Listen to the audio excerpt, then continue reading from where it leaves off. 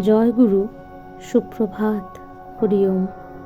ওম অখণ্ড সংহিতা বা অখণ্ড মণ্ডলেশ্বর শ্রী শ্রীমৎ স্বামী স্বরূপানন্দ পরমহংসদেবের অমৃতময় উপদেশবাণী সপ্তম খণ্ড।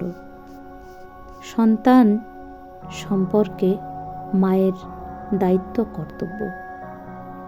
মা, তুমি নিশ্চয়ই জানো যে সন্তানকে কর্মবিমুখ করিয়া ঘরের কোণে লুকাইয়া রাখিলেই তাতে সন্তানের প্রকৃত কল্যাণ সাধিত হয় না।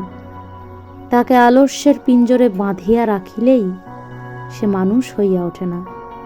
তাকে জীবনের কঠোর কর্মসংগ্রামের মাঝখানে ঠেলিয়া ফেলিতে হয়। তার আলস্যের মোহ কারাগার ভাঙিয়া তাকে কর্মঠ ও উদ্যমশীল করিয়া তুলিতে হয়। তবে গিয়া তাকে দিয়া সংসারের বা জগতের কাজ হয়।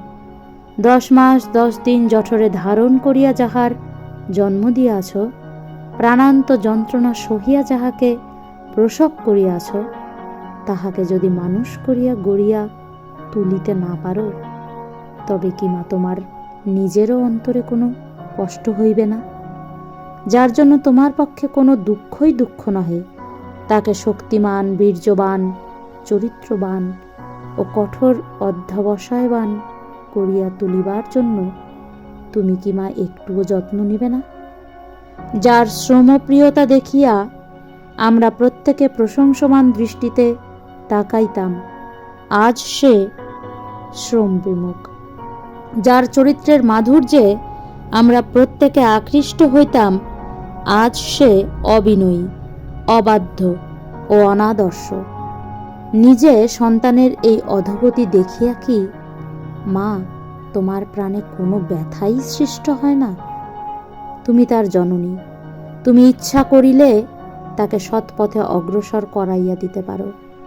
সন্তানের ওপরে মায়ের শক্তি যে কি অপরিমিত ক্রিয়া করে, আমি নিজ জীবনে তার প্রত্যক্ষ পরিচয় পাইয়াছি। আমার জীবনের প্রত্যেকটি গৌরব, প্রত্যেকটি কুশল ও প্রত্যেকটি নিপুণতা আমি আমার পরমারাধ্যা মাতৃদেবীর স্তন্যের সাথে লাভ করিয়াছি। তুমিও তোমার সন্তানকে সকল সদ্গুণের আকরে পরিণত করিতে পারো। সে শক্তি তোমার পায়ের একটা অঙ্গুলির মধ্যে রহিয়াছে। আজ তুমি নিজ সন্তানকে বীর্য সম্পন্ন করিয়া গড়িয়া তুলিবার জন্য তোমার এক কণা শক্তির সদ্ব্যবহার করো মা।